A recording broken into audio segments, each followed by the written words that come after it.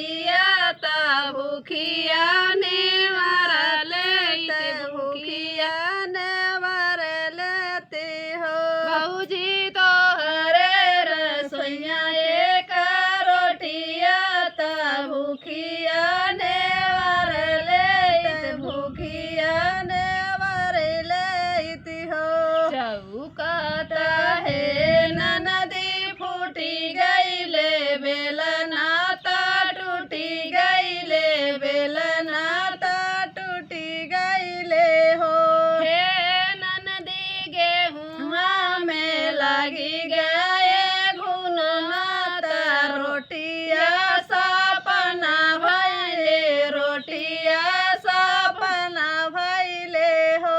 रुना की झुना की ननदी जाके झोंकवा कुछु झाके ली झरोखवा कुछ झाके ली हो।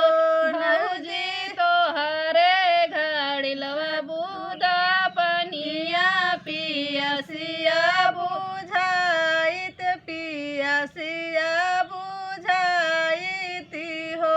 भौजी घड़िला में बुदाए का पनिया पियसिया बुझाइले पियसिया बुझाइले हो।